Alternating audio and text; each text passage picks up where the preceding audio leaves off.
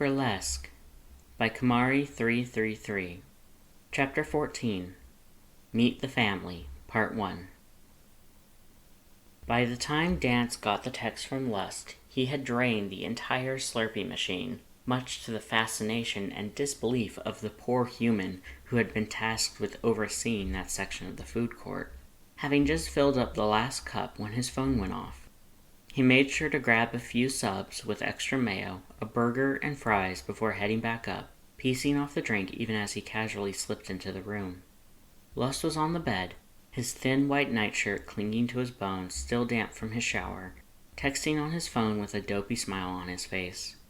Red, just as damp, wearing a loose mustard-yellow wife-beater and white boxers with matching yellow stains, was curled up into Lust's side.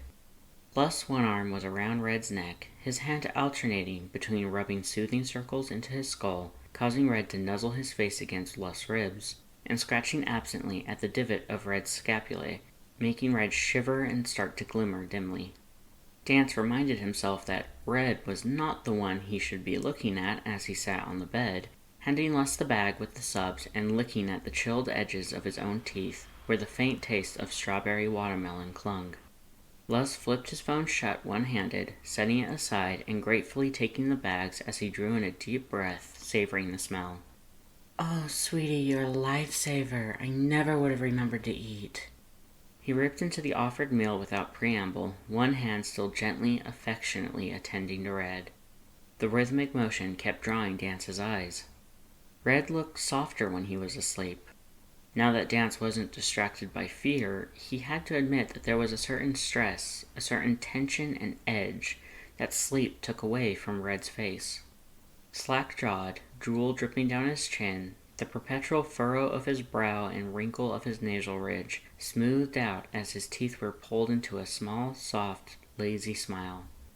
The bulk of his leather coat removed, leaving behind only the fragile, scarred, discolored ivory of his bones. Red looked so much smaller, less threatening. Yes, he was still larger than Dance by a good head, and yes, his teeth were still like a shark's, and yes, his phalanges ended in sharp, cruel points like they had been filed, only they were also longer than they should be if that had been the case, indicating that those claws were natural and not the work of design. But it was somehow, just a little bit, less threatening. Lust finished the sub, sighing contentedly, before balling up the bag and tossing it to the ever-growing pile of trash right next to the trash can. "See something you like?" He purred, hooded gaze pinning Dance in place as his smirk grew victoriously. Dance snapped his eyelids back up to Lust, hoping the heat he felt in his maxilla wasn't his magic glowing there. "What? No, I mean..." "He won't bite, sweetie." "Well..." The hand not currently petting Red like a giant kitten came up to thumb at Lust's clavicle, his grin widening even further as the flat of his thumb followed along the pitting in the shape of Red's teeth. "Not unless you want him to, at least." Dance felt the burning in his face intensify and instinctively pulled his hood up, fighting down a noise that quivered in the back of his non-existent throat. "I'm not worried about him biting me. Holy shit, babe!" Lust tittered, reaching out as the noise bubbled from him to grasp Dance's hand and gently, almost pleadingly, pull him closer. Dance grudgingly allowed it, settling in under Lust's free arm with a contented sigh, wrapping his arms around Lust's neck and shoulders, burying his face in Lust's shoulder and breathing in deeply of the energy that held Lust together, imperceptible threads that tasted of home and happiness. Dance pretended to ignore the collar, how it pressed up against his arm, a physical barrier between him and Lust's neck crackling with the chill of winter. Dance felt himself go limp as something tight in his soul finally loosened, holding the monster he had fallen for so hard at the end of a near-perfect day. Dance just lay there, letting the aggravation that had built up over the last hour evaporate in the wake of his warmth. He felt Lust's hand creep down to his hip, where he started to knead at his lower back, wringing out the last bit of tension in Dance's body with his talented fingers. "Not so bad, is it? Getting along?" Lust murmured, already starting to purr. Dance made a non-committal noise, letting his eyes drift shut. He honestly didn't want to think about anything except how comfortable he was. He didn't want to think about how Red's skull was right there, inches, centimeters away from his own rib cage, how he could feel the chill of LV wafting off him and surrounding him, or how he could feel the press of Red's arm curled around Lust's middle against his hip. He didn't think about the taste of watermelon and ice and sunlight that mixed with the sense of home, not even as he finally let himself drift to sleep. The rest of their vacation was both blissfully uneventful and a completely different kind of awkward, the three of them largely staying in the room and enjoying the room service, or sending someone out on a snack run. Lust was happy, so happy, that both of his boyfriends were not fighting anymore.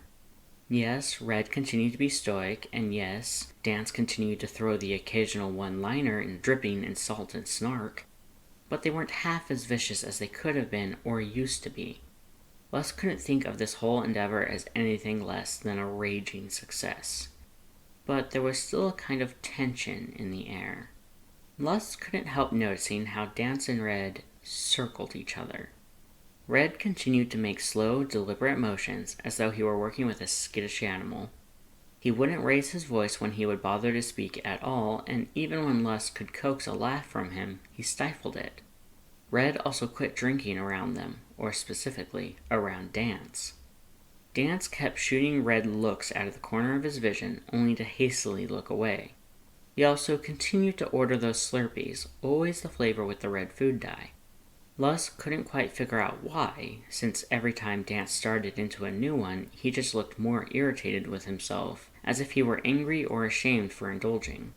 He never said a word, but the flicker of emotions on his face, a gradient from bliss to anger to grudging acceptance, was enough. When Saturday finally rolled around, the three of them parted ways and headed home.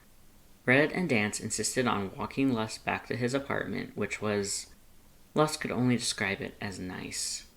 It meant he had to do more walking than he had intended. He was starting to miss the convenience of his shortcuts. But it also meant prolonging the time they spent together. They sat in the taxi, which Dance insisted on paying for, and Red grudgingly allowed another stark improvement. Lust in the middle, arms linked with the sweetest monsters a guy could ever hope for, and he couldn't help but wish the ride would last just a little bit longer. The both of them even walked Lust up to his door. Lust made sure to give them both a kiss for their trouble, since he couldn't think of anything better, before slipping aside and leaning against the door, hugging his overnight bag to his chest and vibrating with the aftershocks of one of the best weeks of his life. He wished they would have come in with him, that he could have pulled them into his room and buried himself under them, and felt that comfort that they were there, and they liked him enough to stay and hold him because stars only knows how much he was in love.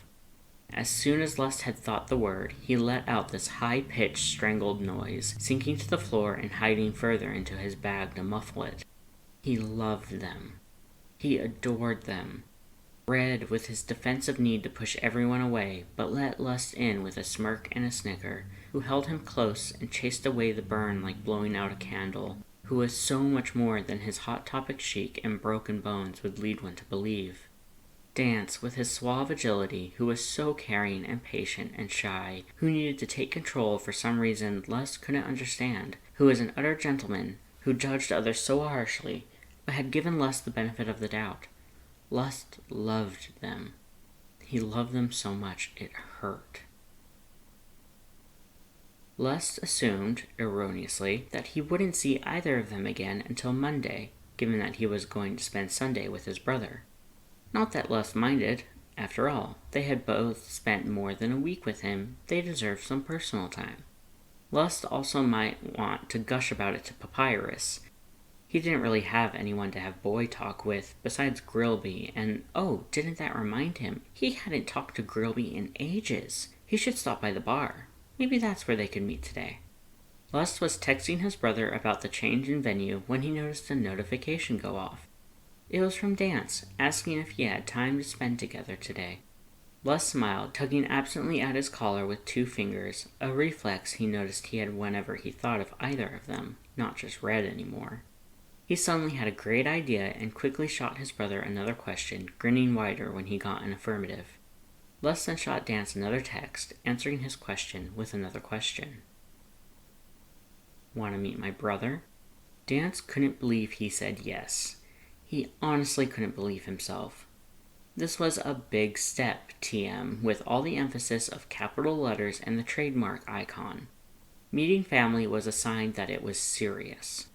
The realization that Lust wanted this was dizzying in more ways than one. On the one hand, Dance was ecstatic, his body buzzing with joyous energy he didn't know what to do with. On the other, it was also making him a bit nauseous.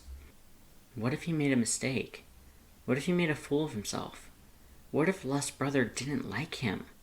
Dance had more than enough time to shove down the acidic clot boiling in his non-existent throat, push down the nausea and bile, and walk off the nervous shaking as he followed the GPS on his phone to the address Lust had texted him to meet at. Lust had said it was a bar, which was fine. They probably served virgin mojitos there, or water, or ketchup. Dance didn't have to drink. One he worked at on and off to pay his tab.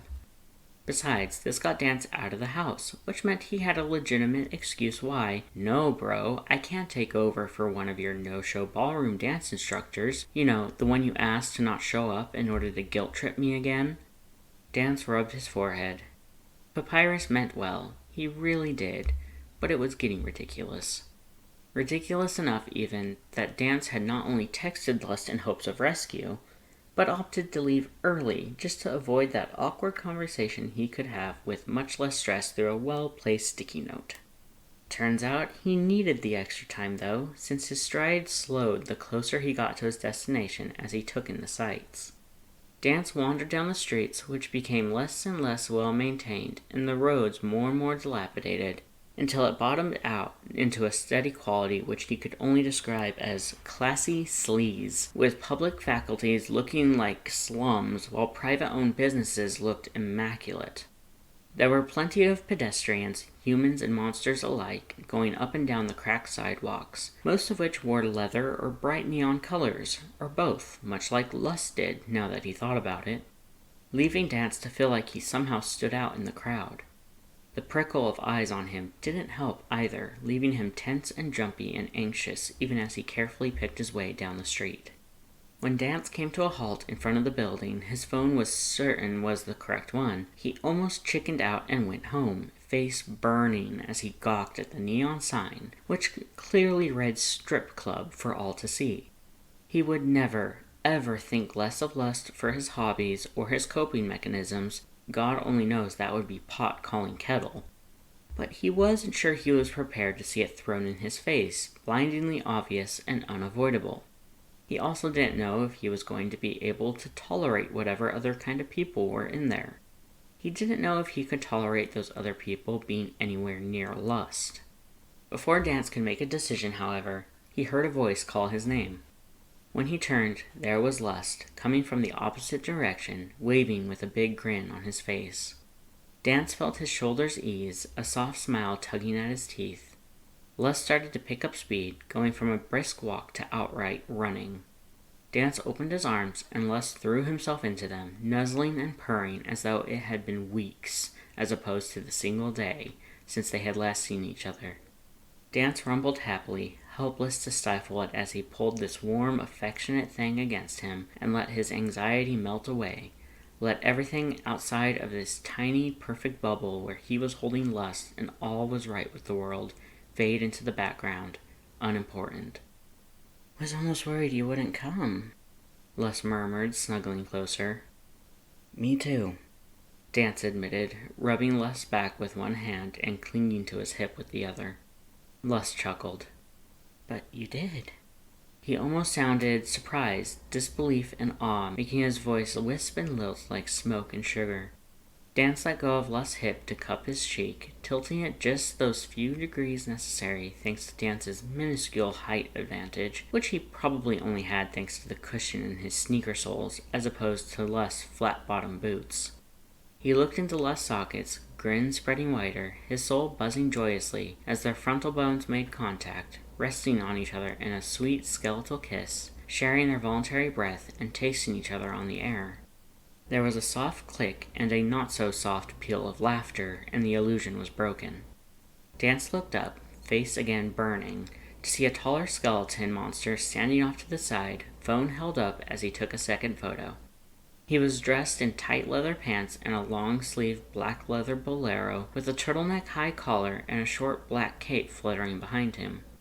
His bolero buttoned shut at the top of his sternum, but opened outward from there down, putting his whole ribcage on glorious display, as well as a glowing translucent abdominal region, magic constructed to buffer his spine and centralize every subtle movement he made. It also made his black belt with gold heart studs stand out in stark contrast. Well, I wasn't expecting to have picture fodder so soon. Papyrus! Lust exclaimed, pulling away just enough to turn and look at the other skeleton squarely. You better send me copies. Lust! Dance coughed, feeling his maxilla burning brighter still. It was a toss-up as to why.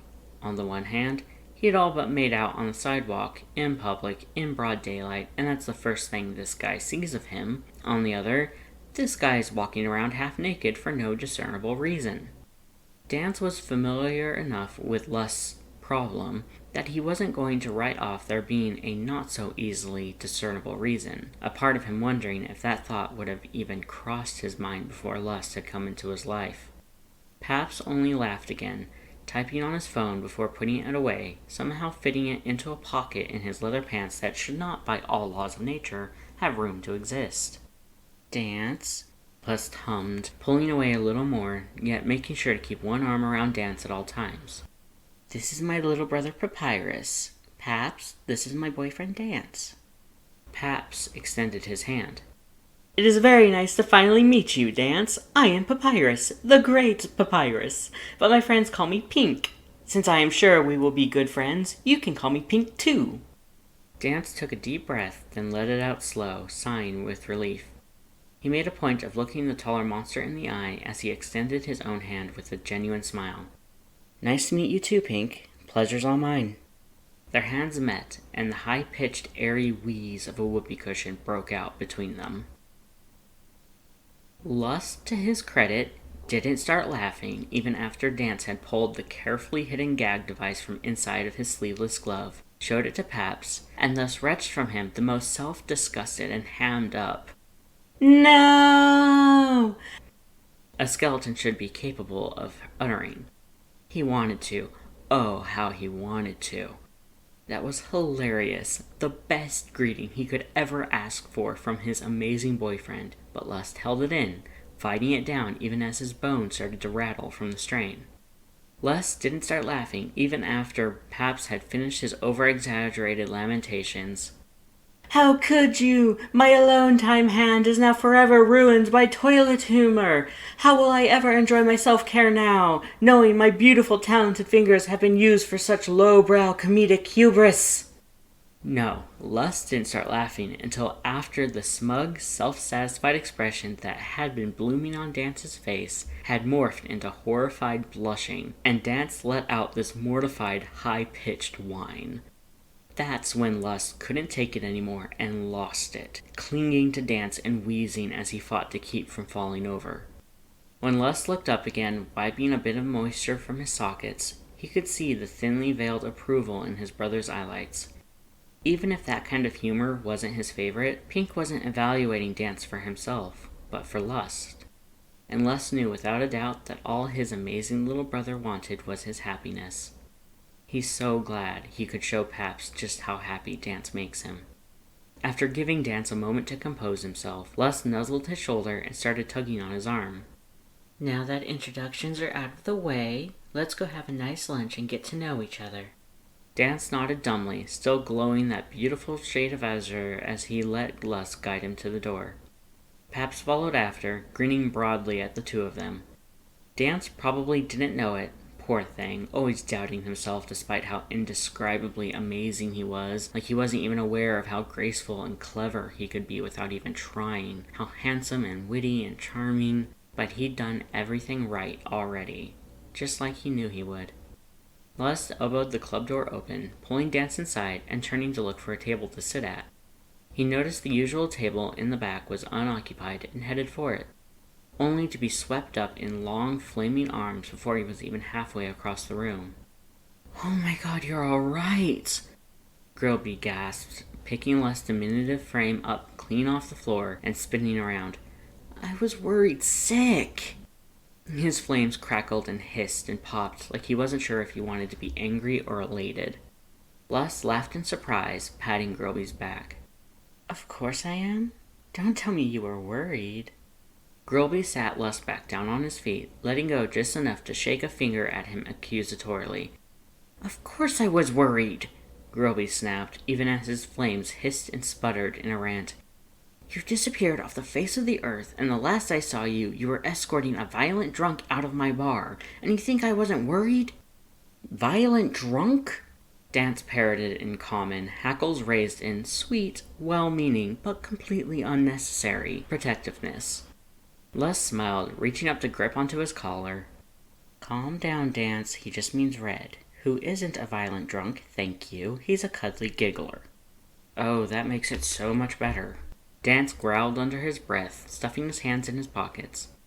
Lust couldn't help but smile at the display, knowing, seeing, hearing the difference between now and before. He might have meant every word, but not in the way he was trying to pretend he did. You sure you're all right? It's been months since I helped you out, Grilby reminded him. How about... He quirked that smoldering grin, one hand flicking up to grab at Lust's collar. Lust didn't think to warn him before it was too late. The collar sparked and snapped, protective intent lashing out and biting at Grilby's fingertips with righteous fury. Grilby yanked his hand back with a startled yelp, cradling the now discolored digits to his fishnet-covered chest.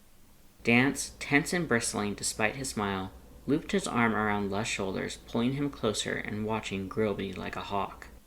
It wasn't 5 seconds before Lust's phone rang.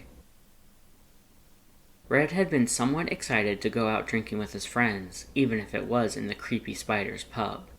He had come home last night to his shitty slum apartment, only to find Boss sitting on his lumpy couch with a single flickering light on, like the wrathful parent of a teenager caught sneaking home after a party on a school night. Red had certainly felt like one, listening to his brother rant and growl about how dare he let someone touch his collar without talking to him about it, how dare he not call him immediately or text or come running to let him look Red over. Red might have snapped, might have gotten defensive and angry, might have yelled that maybe Boss had forgotten who the older brother was here, and his pet could do whatever the hell he wanted, fuck you very much. Boss had certainly put his foot down after that, with a long, loud snarl about how family didn't give family that kind of anxiety, and that Red better damn well amend the situation with a proper family dinner. And his apartment, obviously, since Red's was a fucking dump. Red might have growled out an agreement just to appease him and get him to leave faster. Boss might have ended it by snapping how that included Red's pets, and he expected them all this Saturday at 7, right before slamming the door behind him and cackling like the smug bastard he was. Red still didn't know how the fuck he was going to swing that. He sure as hell couldn't just come out with, "Hey, my little bro's an overprotective dick and wants to judge you. Want to come eat my shitty cooking and sit through 3 hours of being picked apart emotionally?" Because, yeah, that's fun McFucking conversation to have. Not. No way in hell Lust loved him that much, if at all. On top of all of that, Red was already sore with how tense he's gotten, even after that amazing massage. He adored his sweetheart to death, he really did, but it was maddening walking on eggshells around Dance all the time. Red didn't even know what the hell it was he did, but suddenly Dance was watching him like a hawk, as though just waiting for him to make one wrong move. Stupid judgmental grease monkey. Red didn't know why he still put up with his bullshit. No, that was a lie. He knew exactly why. There were a number of reasons, actually. The reason he'd give anyone who asked would be that Dance was Lust's pet, and so long as Lust was his pet, he would at least attempt to tolerate and protect his things. Red would never admit out loud that it might also have to do with a vague memory of a song, and the taste of ocean winds, and the glimmer of sapphire and ivory. He would never admit that it might have to do with the way he saw Dance's eyelids constrict in fear that one morning, how that expression twisted like a knife in Red's crusty black soul, which he had been certain was long since numb to such pain. He would never admit it was anything but business. Because that's all it was. Business. Two people who just had to manage to get along because it was the only option. They were reluctant metamors, nothing more, and that was all they were ever going to be. Red washed away the acrid lump those thoughts generated in his non-existent throat with another shot of mustard-laced bourbon, sighing with relief as the dual burn ate away at his bones as well as his soul. He pulled himself out of his own pathetic brooding to listen a bit closer to his friend's superficial chatter. So, I walk into the 7-Eleven, right? I've still got the lampshade on my head, and I have no idea where the hell Slim hid my pants. Stretch kept going, sending Slim into a fit of drunken giggles. I start looking around, checking behind the hot dog buns and in the fridges, when I hear someone clear their throat and go, "I hope this visit is..." He had to stop, grinning and giggling to try and compose himself. "I hope this visit is brief, because we've got a no-shirt policy that extends to pants." Stretch snickered, taking a drink as Slim fell onto his side in the booth, breathless chortles shaking his lanky frame. Red shook his head. He couldn't help but wonder how these two idiots survived tying their own shoes, never mind everyday life. They were the type to take jokes too far, and they only fed into the worst of each other's irresponsibility, often with hysterical consequences. Red couldn't begrudge Slim his fun, not now that he had a chance to live the childhood likely denied him, just like it had been denied to Boss, and himself, and probably Raz, although from the 2 minutes Red had spent in Slim's brother's presence, he suspected Raz had hatched, fully developed from a fun-hater egg, with a whip in one hand and a sponge in the other. Stretch continued. I turn around wheezing because that's hilarious, and who do I see? It's that shifty guy my bro's been dating and gushing about comic. By this point, I'm kinda, Stretch paused, taking a lazy drag from his cigarette as he tried to think of how to continue. "Fucked up?" Slim offered, sitting up again, quivering with what must have been some combination of sugar, caffeine, nicotine, and laughter. Stretch rolled his eyelids, grinning. "Yeah, probably. I mean, I still don't know what was in that drink. Like hell, I'm never trusting her again. But I must have been somewhat there, since I managed to write down my number and say, if you see some pants in here, give me a call, they're probably mine, or something, before stumbling out to try the next door. I'm 3 blocks down the street, getting chased by some old lady throwing cats at me because I mistook an apartment for a mall, when I get a text with a picture of my pants taped onto a slab of meat hanging in a freezer." Red looked at Slim, raising a bone brow. "I thought your goal was to get in his pants yourself, not stuff them with strange meat." Slim snickered, his false teeth glinting in the dim light. "The funny part's that the 7-Eleven ain't got no meat freezer. Swiped that meat from the neighboring butcher and stuck it in the freezer where they hide the good beer." "You're both worse than my fucking students." Red snorted, but even he was grinning a little. As juvenile as these two were, he could appreciate their humor when it wasn't drenched in puns. "So that was our week. How about you? Where did you hide out?" Stretch asked. "Yeah, radio silence for a week. Almost started to worry," Slim hummed. Red grinned broadly. "Put my sweetheart in a collar, and then spent the rest of the week taking real good care of him. Stayed in that fancy-ass 5TT hotel. Tacky as fuck, but the food was good and the bed was comfortable." "Teach that poor sucker who's boss, huh? Hope that works out for you. Hate to hear you got a brat, too," Slim drawled, only to get shoved by Stretch. "What do you mean, two?" Stretch demanded playfully. "I mean," Slim purred, slinking closer to Stretch and hanging on him with all the coordination of a drunken koala, a feat Red would never understand given he knew damn well Slim was sober as a funeral. "that you're a silver-sucking spoiled brat what needs disciplined." "Welp," Stretch wheezed, smiling too wide and glowing brighter than his mild buzz would account for. "And I lucky your silver tongue, then." Red averted his gaze, finishing off his bourbon. He thought, after a week of constant attention, he'd be over that petty jealousy that welled up from watching another couple's PDA. The reality was he only felt even more frustrated and concerned, and then pissed at himself for being both when he had absolutely no goddamn reason to be. It was about that moment he felt it. Someone had touched what was his, and they wanted to touch it more. Red bristled, a warning growl erupting from his chest at the abrupt intrusion on his territory. The noise startled his friends, Stretch more than Slim, who only gave him a deadpan stare with the slightest crook of his brow ridge. "Was that really necessary?" Stretch asked, indignant. Red ignored them both as he pulled out his phone, hitting speed dial. He'd give it 3 rings, 3 chances before he shortcut over there and ripped their fucking throat out for having the balls to touch his... The calling buzz cut off. "Hey, sweetheart," Lust's voice purred over the receiver. "Can I help you?"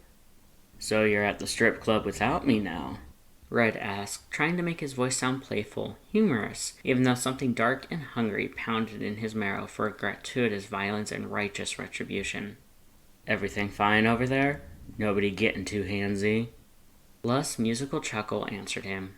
"Just a misunderstanding, but if you don't believe me, you could always join us. I'm having lunch with my bro, and I'm sure he'd love to meet you, too." Red felt some of his worry ease.